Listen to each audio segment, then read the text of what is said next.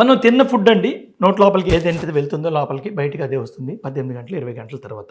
అందులో కావాల్సిన nutrition products అన్నీ అబ్జర్వ్ చేసేసుకుని పనికిరాని వస్తువులు అయితే సోకాల్డ్ పనికిరానివి ఏవైతే ఉంటాయి ఫైబర్స్ మోస్ట్ డామినెంట్లీ ఉంటాయి. కొన్ని ఫ్యాట్స్ అవి ఇన్కంప్లీట్ డైజెషన్ ఉంటుంది. మీరు ఎప్పుడైనా ఈ మోషన్ తీసుకుని ఒక మనిషిది కానీ తరోగా అనలైజ్ చేశారంటే వాడు ఏం తిన్నాడో తెలుస్తుంది, అందులో ఎంత అబ్జార్బింగ్ టెక్నిక్ ఎలా ఉందో తెలుస్తుంది, ఎంత బయటకు వచ్చిందో తెలుస్తుంది. మ్యాల్ అబ్జార్ప్షన్ సిండ్రోమ్ అని ఒక పెద్ద కాంప్లెక్స్ ఉంది. It is the big name to a small problem. అయితే మనకి ఏమి అబ్జర్వ్ అయింది, ఏం లోపలికి వెళ్ళిపోయి మన పౌష్టిక ఆహారాలు వచ్చేసి వెళ్ళిపోయాయో ఏమి అబ్జర్వ్ అవ్వకుండా బయటకు వచ్చేసాయి, మిగుళ్ళు తగుళ్ళు బయటకు వచ్చాయి. అయితే మీకు తెలుసు కదండి, ఏనుగుకి వెలక్కాయ ఇస్తే ఏమవుతుంది, వెలక్కాయ బయటకు వచ్చేస్తుంది. సో మనం కూడా రోజు ఎన్ని వెలక్కాయ లాంటి వస్తువులు తింటున్నామో డైజెస్ట్ అయిపోయి బయటకు వచ్చేస్తే మనకి చాలా మంచిది. డైజెస్ట్ అవ్వకుండా వస్తే మంచిది కాదు. ఇప్పుడు no let us take the gut. 22 feet 24 feet length ఉంటుంది గట్, నోరు నుంచి కింద దాకాను. ఇప్పుడు నోట్లో తిన్నామండి సెలైవా ఉంటుంది, మన లాలాజలం అంటాం. లాలాజలం తిన్నప్పుడు ఏమంటారు, ఇదివరకు మన టీవీ చూస్తూ భోజనం చేస్తూ ఉంటే లాలా లేదు జలం లేదు, అంతా మాలాజలం అయిపోయింది, మాయాజలం. అయితే ఇప్పుడు ఏంటంటే మన ఫుడ్ తింటున్నప్పుడు నవిలి మింగు అంటారు, బాగా నములు తర్వాత మింగు అంటే ఈ సెలైవలో అదంతా బాగా మిక్స్ అవుతుంది, రెండు కలుస్తాయి, అప్పుడు కొంత డైజెషన్ ప్రాసెస్ స్టార్ట్ అయిపోతుంది. ఇక్కడ ఈసోఫేగస్లో వెళ్ళేది ఏంటి అంటే ఇక్కడ ఈసోఫేగస్ ఈజ్ ఓన్లీ ట్రాన్సిట్, అక్కడ ఏం పెద్ద ఇదేం దాని రోల్ లేదు.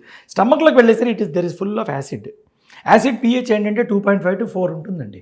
2.4 యాసిడ్లో మీరు చేయి పెట్టారంటే చేయి కండలన్నీ ఊడిపోతాయి, అంత పవర్ఫుల్ యాసిడ్ ఉంది. కానీ దానికి ఒక ప్రొటెక్షన్ మెకానిజం ఉంది, మ్యూకస్ లేయర్ ఉంటుంది, దాంట్లో వస్తుంది.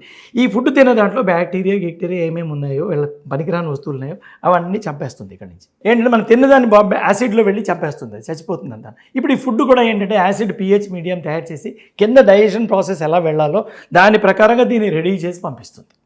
ఇది కనెక్ట్గా అలా ట్యూబ్ మెకానిజంలో వెళ్ళిపోతూ ఉంటుంది, ఫ్లో చార్ట్ లాగా. అప్పుడు యాసిడ్లో వేసాక అంతా డైజెషన్ అయిపోయి ప్రాసెస్ ఇమల్సిఫికేషన్ అంతా అయిపోయి లోపల నీట్గా డైజెస్టివ్ ప్రాసెస్ స్టార్ట్ అయిపోతుంది. అక్కడి నుంచి స్టమక్ నుంచి ఎప్పుడైతే డ్యూడెనమ్ దాటి లోపలికి వెళ్తుందో అక్కడి నుంచి మనకి బైల్ వస్తుంది, ప్యాంక్రియాస్ నుంచి అమైలేజ్ వస్తుంది, ప్యాంక్రియాస్ నుంచి లైపేజ్ వస్తుంది. ఇలా ఫుడ్ ఇలా ట్రాన్సిట్ అవుతూ ఉంటే ఇవన్నీ యాడ్ అవుతూ ఉంటాయి, ఒక్కొక్కటి పైప్ లైన్ లాగా వెళ్తూ ఉంటుంది, అందులో ఇవన్నీ యాడ్ అవుతాయి. ఇప్పుడు ఇందులో అమైలేజ్ ఏం చేస్తుందంటే ప్రోటీన్స్ అన్నింటినీ డైజెస్ట్ చేస్తుంది, లైపేజ్ ఏం చేస్తుంది, ఫ్యాట్ అంతటిని డైజెస్ట్ చేస్తుంది. బైల్ లివర్ నుంచి బైల్ ఏదైతే వస్తుంది, ఈ బైల్ ఏం చేస్తుంది, ఫ్యాటీ సబ్స్టెన్స్ని ఇమల్సిఫికేషన్ చేసి బాగా కట్ చేసి మనం ముక్కలు చేసి దాంట్లో కలిపి బాగా రెడీ ముద్ద, మనం రొట్టె తయారు చేయడానికి ముద్దని ఇలా రెడీ చేసుకుంటే అలా రెడీ అయి ఉంటుంది. అప్పుడు అక్కడి నుంచి ఎంజైమ్స్ అన్ని యాక్ట్ చేస్తుంటే మనకు కావాల్సిన ఇంటెస్టిన్లోకి వెళ్ళేసరికి అబ్జార్బ్ అయిపోతూ ఉంటాయి. ఫ్యాట్ అవుతుంది, షుగర్ గ్లూకోజ్ అబ్జార్బ్ అవుతుంది, ప్రోటీన్స్ అమైనో యాసిడ్స్ అబ్జార్బ్ అవుతాయి, లైపేజ్ ఫ్యాటీ యాసిడ్స్ కింద అబ్జార్బ్ అయిపోతాయి. ఇప్పుడు వీటిల్లో ఎప్పుడైతే మనకి ఏమైనా డిసార్డర్ ఉంటుందో డైజెషన్ సరిగ్గా ఉండదు, అవన్నీ మిగిలిపోతాయి, అబ్జార్బ్ అవ్వాల్సినవి వెళ్లకుండా బయట మిగిలిపోతూ ఉంటాయి. సో ఇది మనకి ప్రాబ్లం. ఇంకొంచెం కిందకి వెళ్ళాక స్మాల్ ఇంటెస్టైన్ ఉంటుందండి, దాంట్లో కొన్ని ఎంజైమ్స్ అన్ని సీక్రెట్ అవుతుంటే దానివల్ల మళ్ళీ అబ్జార్ప్షన్ అయిపోతుంది. లార్జ్ గట్లోకి వచ్చేసరికి వాటర్ ఎలక్ట్రోలైట్స్ ఇవన్నీ అబ్జర్వ్ అవుతాయి, అప్పుడు మోషన్ తయారవడం, బయటికి ఏది మనకి పనికి రాలేదో ఇది బయటికి ఎక్స్పల్షన్ కోసం రెడీ అవుతూ ఉంటుంది. సో ఈ ట్రాక్లో మనం ఏమైంది అంటే మనకి ఫుడ్ అబ్జార్బ్ అవ్వాలి, బయటికి మోషన్ ఫ్రీగా రావాలంటే ఫైబర్ ఫుడ్ తినాలి. మొక్కజొన్న ఉంది, మొక్కజొన్న తలకి కొంత అబ్జార్బ్ అవుతుంది, కొంత ఫైబర్ మిగిలిపోతుంది. మోషన్ తయారైతే బయటకు వస్తుంది. మీరు బేకరీ ఐటమ్స్ ఏమైనా తిన్నారు, ప్యాస్ట్రీస్, బ్రెడ్లు, చాక్లెట్లు, ఇవన్నీ కూడా మనకు హార్మ్ఫుల్ అని ఎందుకంటామంటే ముద్ద అబ్జార్బ్ అయ్యి ముద్ద ఉంటుంది, దాన్ని తోస్తే కూడా వెళ్ళదు. గ్రీజ్ ఉంటుంది, గ్రీజ్ ఇక్కడ అంటుకుంది, మీరు తోస్తే కూడా వెళ్ళదు, మన చేతికి అంటుకుంటుంది. అలా ముద్దలా తయారైపోయివన్నీ ఉంటాయి. మైదా, ఈ హైలీ రిఫైన్డ్ ఫుడ్స్ ఏవైతే ఉంటాయో అలా అంటుకుని ఉంటాయి. వేరే ఫైబర్ ఉందనుకోండి ఉష్ అంటే వెళ్ళిపోతుంది అది. సో అలా తోసుకుంటూ ఫార్మ్డ్ స్టూల్స్ అంటాం. మోషన్ తయారవడానికి కొన్ని మెటీరియల్స్ కావాలి.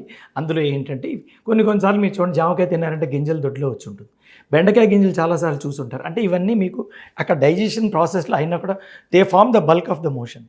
వాటి మీద ఇంపాక్ట్ లేదు. ఇలా ఫైబర్స్ కొంతవరకు డిజాల్వ్ అయ్యి అబ్జార్బుల్ ఫైబర్స్ ఉంటాయి, కొన్ని నాన్ అబ్జార్బుల్ ఫైబర్స్, అవి మోషన్ తయారు చేస్తాయి.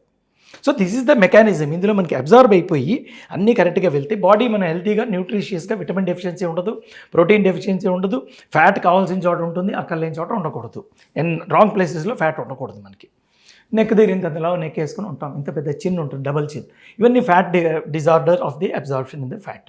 ప్రోటీన్ అయితే మన కండలన్నీ వీక్ అయిపోయి ఉంటాయి, మనిషి ఇలా వీక్గా ఉంటాడు, ఎనర్జీ ఉండదు. మల్టీవిటమిన్స్ ఇవన్నీ ఇందులో electrolytes, multivitamin, calcium, sodium, potassium, chloride ఇవన్నీ వెళ్తూ ఉంటాయి. పనికిరాని వస్తువులు రిజెక్ట్ అవుతుంటాయి. We have to be careful about that.